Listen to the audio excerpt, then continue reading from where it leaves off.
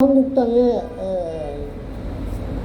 그 박상중 의원이 조사를 해가지고 작년 5월부터 올 7월 30일까지 조사를 쫙 해가지고 컴퓨터로 돌려가지고 대통령이 무슨 말을 했냐 그리고 쫙 돌려보니까 이거는 뭐 전부 북한이에요. 북한 조국 조국이 말이야. 조국 문제가 시장파 내지 톱뉴스로 나온 게 이게 2,700 몇 개라는 이게 말이 돼요, 이게? 그게 엉뚱한 얘기를 합니다. 그래서 박성준 의원이 쫙 돌려보니까 이거는 뭐 거의 판문점 회담 그리고 북한 김정은 뭐 이런 게 뭐 조국 뭐 이런 거 소득주도 성장 뭐 그런데 지금 멋대로 이렇게 정치를 하고 있습니다. 이제 그러면서 다른 사람은 자유 다 제약하고 자기들끼리만 정치하겠다. 386 세대 파시즘 세계가 왔습니다. 자, 이러면 우리 자유는 자꾸 억제고 국제 경쟁력은 자꾸 떨어지고 국민의 삶은 자꾸 문제가 되고 구국 강병은 계속 떨어지는 이런 상황입니다. 자, 이런 상황에서 우리 애국 국민들 그리고 여기 다니시는 모든 시민들 국민들은 정신을 차려야 돼요. 내 자유는 내가 찾아야 됩니다. 그리고 내 행복은 다른 사람이 찾아줄 수 없습니다. 우리 박근혜 대통령 어때요? 박근혜 대통령은 고독을 즐겨요. 다른 사람 친척들도 오지 마라. 심지어 자기 동생의 제부인가요? 제부를 말이에요. 깜방에다 집어넣어놓고 다른 짓 못하게 합니다. 고독할 때 자유가 나옵니다. 그분의 삶은 결국은 자유를 위한 투쟁이고 부국 강병을 위한 투쟁입니다. 자, 우리 박사모 내지 우리 구국총연맹은 박 대통령의 좋은 뜻을 받아가지고 우리 자신도 이제 패거리 하는 데 가지 말고 내 자신을 기르고 내가 어떻게 행복을 얻고 내 가족이 어떻게 행복을 얻고 내 국가가 어떻게 강할 수 있고 부국 강병을 일으킬 수 있는가에 대해서 골똘하게 생각하고 행동하는 우리 애국 시민이 되도록 저는 기원하고 그렇게 될 거라고 믿습니다. 고맙습니다.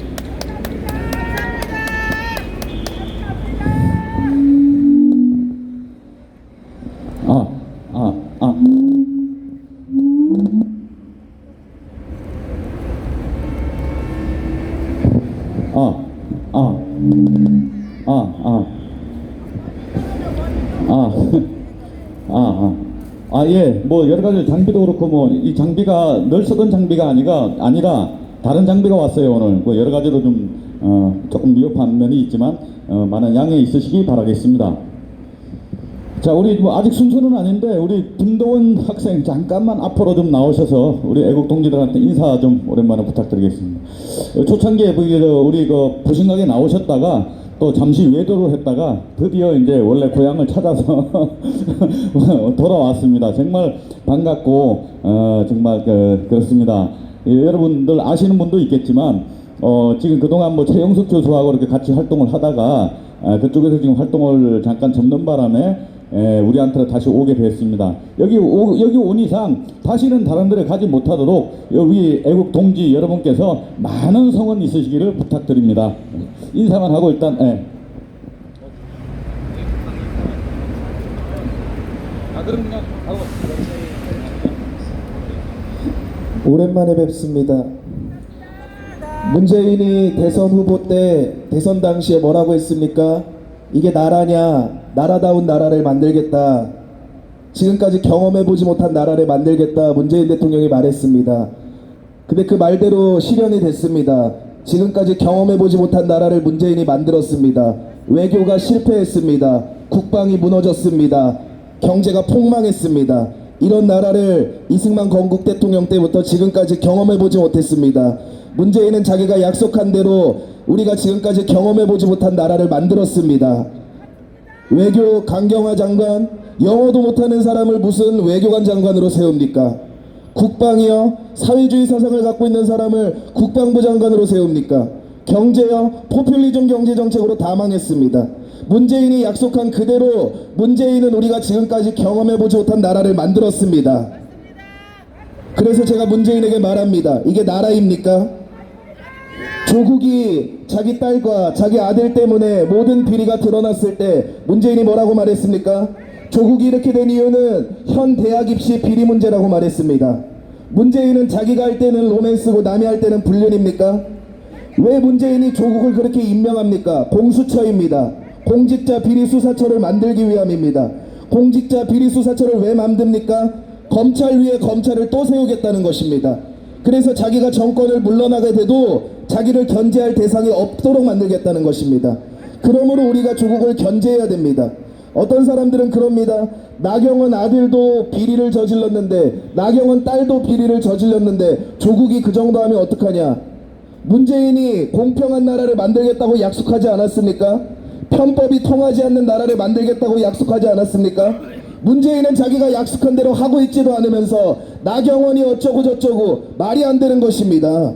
나경원은 그렇게 했을지라도 편법을 쓰지 않겠다는 문재인의 약속은 지켜져야 되는 거 아닙니까? 공정한 나라를 만들겠다는 문재인의 약속은 지켜져야 되는 거 아닙니까? 조국은 비리투성이입니다. 조국을 왜 내치지 못합니까? 문재인이 좌파 지지가 너무 많기 때문입니다. 조국을 지지하는 좌파들이 너무 많기 때문에 문재인이 조국을 내치게 된다면 문재인을 지지하는 좌파적 기반들이 무너지게 됩니다. 그러니까 조국을 내치지 못하는 겁니다. 그리고 윤석열이 검찰로서 조국을 수사하려 할 때 가만히 납두는 이유는 문재인이 자기 손에 피 안 묻히겠다는 겁니다. 지금 문재인도 조국을 어떻게 할 수가 없어요. 이렇게 비리가 다 드러나고 있는데 문재인이 어떤 방도를 쓰겠습니까? 그래서 문재인이 윤석열한테 피를 묻히고 자기 손에 피를 안 묻히겠다고 가만히 있는 겁니다. 그리고 결론적으로는 조국을 임명하려는 가장 뚜렷한 목적은 공수처입니다. 우리 공수처 이거 반드시 막아내야 됩니다. 공수처는 또 다른 검찰을 세우는 문재인 정권을 견제할 수 없는 기관으로 세워질 것입니다. 왜 자유한국당이 패스트트랙을 그렇게 막았습니까? 공수처 비리를 왜 막았습니까? 이 공수처가 말만 공수처이지 문재인 그 정권을 견제하지 못하는 기관을 만들겠다는 것입니다. 그러니까 조국이 말하는 검찰개혁 다 허황된 것입니다. 조국이 말하는 검찰개혁 겉만 번지르르 한 것입니다. 결국 문재인 정권을 견제하지 못하도록. 왜냐하면 다시 우파 정권이 들어서게 되면 문재인은 무조건 사형감입니다. 무조건 사형감입니다. 감옥 들어갔다 무조건 사형감입니다. 이거를 알고 있기 때문에 문재인이 자기가 정권을 물러났을 때 자기를 견제하지 못하도록 공수처를 만들겠다는 것입니다. 근데 국민들이요 공수처가 뭔지도 몰라요. 공수처의 뜻이 뭐냐 물어보면 뭔지도 몰라요. 근데 공수처를 찬성합니다. 이게 나라입니까? 제대로 알지도 못하면서 뭘 찬성하고 있습니까? 30, 40대들, 여초 카페들, 맘 카페들 다 정신 나간 사람들입니다. 조국을 어떻게 지지합니까? 촛불 들고 왜 나왔습니까? 정유라 때문에 분노한 거 아닙니까? 최순실 때문에 분노한 거 아닙니까? 근데 왜 조국 사태에 대해서는 분노하지 않습니까? 이화여대 여학생들 왜 분노하지 않습니까? 촛불 집회 때는 그렇게 분노했던 이화여대 사람들 왜 조국 사태에는 분노하지 않습니까? 공평한 나라를 만들겠다던 문재인, 편법이 통하지 않는 나라를 만들겠다 했던 문재인, 그가 제일 편법을 많이 쓰는, 제일 공평하지 않은 조국을 법무부 장관으로 만들어냈습니다. 무엇보다도요 조국은 자기가 사회주의자라고 했습니다. 어떻게 사회주의자라고 한 사람을 법무부 장관으로 세웁니까? 정신머리가 나간 거 아닙니까? 조국은요 누군가가 사회주의자라고 한 게 아니라 본인 입으로 사회주의자라고 말했습니다. 법무부 장관이 조국이 된 이상 모든 법제도가 사회주의로 흘러가게 될 것입니다. 그래서 우리는 조국을 무조건 막아내야 되는 것입니다. 10월 3일날 광화문으로 다 집결해야 되는 것입니다. 조국 아웃, 문재인 아웃을 외쳐야 되는 것입니다. 그리고 중요한 것은요 문재인이 추석 메시지 때 남측 정부와 북측 정부를 말했습니다. 한반도는 북측 정부가 없습니다. 헌법 제3조에 의하면 한반도는 그 부속도서로 하기 때문에 남측 정부, 북측 정부라는 말을 쓸 수가 없습니다. 오직 대한민국 정부만 있습니다. 북쪽은 정부가 아닙니다. 불법으로 지금 점령하고 있는 겁니다. 그런데 문재인이 헌법을 위반하는 위헌적인 발언을 했습니다. 그런데 국민들은 어떻게 있습니까? 가만히 있습니다. 왜 가만히 있습니까? 몰라서입니다. 알고서도 가만히 있는 게 아니라 박근혜 대통령 탄핵 때 왜 그렇게 나왔습니까? 알고 나왔습니까? 아니에요. 그냥 언론에서 떠들어대니까 그냥 나온 거예요. 문재인이 위헌적인 발언을 했는데도 불구하고 왜 가만히 있습니까? 모르는 겁니다.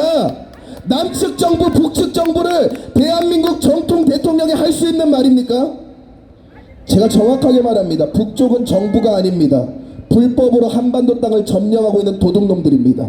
그런 자들에게 정부라고 우리는 붙일 수가 없는 겁니다. 그러니까 지금 누구보다 탄핵당해야 될 대상은 문재인이에요. 지금 누구보다 탄핵당해서 감옥에 들어가야 될 대상은 문재인이에요. 문재인이 누구보다 잘 알고 있어요. 그래서 공수처를 만드는 거예요. 사랑하는 애국국민 여러분, 공수처 반드시 반대해야 됩니다. 공수처 목숨 걸고라도 막아내야 됩니다. 공수처는 문재인이 감옥 안 가려고 마지막 몸부림을 치는 수단입니다. 그리고 그 공수처를 만들 수 있는 최고의 적임자가 조국이었기 때문에, 조국이 공수처를 만들 수 있는 최고의 적임자이기 때문에 딸이 비리가 나타나든 펀드를 하든 그 아내가 미친 발광을 하고 다니든 문재인이 그렇게 감싸는 거예요. 왜냐면 마지막 문재인의 발광이 있기 때문입니다. 그 발광을 받아줄 수 있는 자가 조국이기 때문입니다. 그러므로 우리는 조국 아웃을 외치기 이전에 문재인을 탄핵시켜야 됩니다. 그리고 대한민국을 바른 나라로 만들어야 됩니다. 제가 초반에 말씀드렸습니다. 문재인이 대선 후보 당시에 우리가 지금까지 경험해보지 못한 나라를 만들겠다 했습니다. 문재인이 자기가 약속한 그대로 지금까지 우리가 경험해보지 못한 나라를 만들었습니다. 외교 실패했습니다. 국방 다 무너졌습니다. 해군, 공군, 육군 다 뚫렸습니다. 지금 북한이 밀고 들어와도 전혀 이상하지 않습니다. 경제 폭망했습니다. 문재인이 자기가 약속한 대로 우리가 지금까지 경험해보지 못한 나라, 이렇게 외교가 실패한 적이 있습니까? 왜 일본에 대해서 1919년 얘기를 꺼냅니까? 이거는 외교를 잘못한 거지 1919년이랑 지금 무슨 상관이에요? 1919년 일제랑 아베 정권이랑 무슨 관계가 있어요? 그러니까 우리나라 국민들도 정신을 못 차리는 거예요. 외교가 실패했습니다. 국방이 무너졌습니다. 안보도 무너졌습니다. 그리고 경제는 폭망했습니다. 제2의 IMF가 반드시 올 것입니다. 제2의 IMF가 반드시 올 것입니다. 이 상태로 가면 반드시 올 것입니다. 조희연 지금 교육부는 뭐라고 말하고 있습니까? 애들한테, 초중고 애들한테 30만 원씩 주겠대요. 포퓰리즘 정책은 나라를 무너뜨립니다. 그리스를 보십시오. 베네수엘라를 보십시오. 차베트 정권을 보십시오. 포퓰리즘 경제 정책은 무조건 무너집니다. 그거는 사회주의 정권으로 나온 거기 때문에 무조건 무너집니다. 우리가 경험해보지 못한 나라를 지금 경험하고 있습니다. 그렇기 때문에 들고 일어나야 됩니다. 문재인을 탄핵시켜야 됩니다. 위헌으로 잡아 쳐놔야 됩니다. 그리고 무엇보다 우리 우파 정권이 다시 세워질 수 있도록, 박근혜 대통령이 다시 세워질 수 있도록 우리는 힘써 목숨을 바쳐야 될 것입니다. 박정희 대통령이 외쳤던 것처럼 내 일생 조국과 민족을 위하여 살아야 되는 것입니다. 저는 법무부 장관인 조국이 아니라 내 나라 조국을 향하여 외치고 싶습니다. 저 가짜 법무부 장관 조국이 아니라 내 나라 조국을 위하여, 대한민국을 위하여 외치고 싶습니다. 조국이여 안심하라. 조국이여 울지 마라. 우리가 기도하고 우리가 투쟁할 것이다. 저는 법무부 장관을 위해 외치는 것이 아니라 내 나라 조국을 위해 외치는 것입니다. 감사합니다.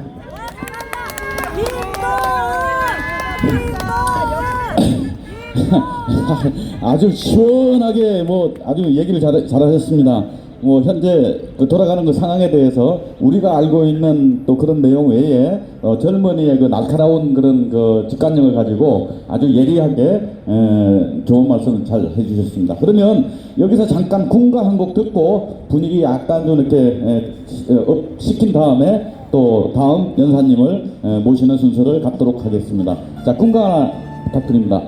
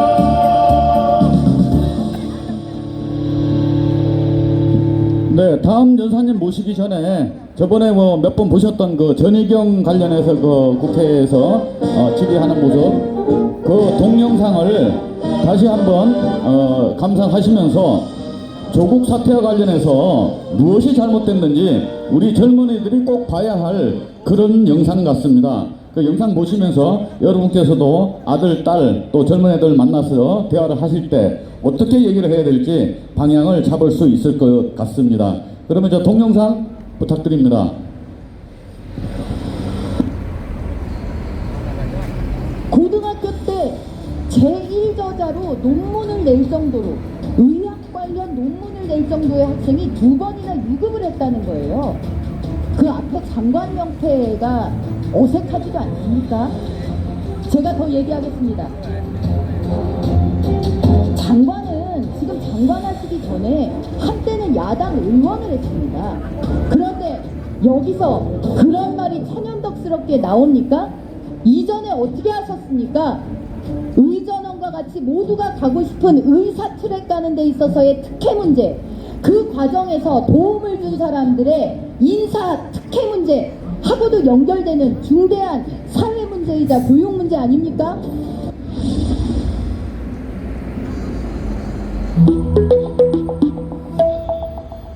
말이 필요 없습니다. 오늘 자유한국당의 전희경 의원이 야당 의원다운 모습을 몸소 보여줬습니다. 유은혜 교육부 장관이 조국 법무부 장관 후보자의 딸과 관련된 여러 의혹들을 쉰듯 치다가 된통 당했습니다. 장관 명패가 어색하지 않나, 이런 전희경 의원 호통에 완전 혼이 났는데요. 질의 영상을 보시면 정말 분노하지 않을 수 없습니다.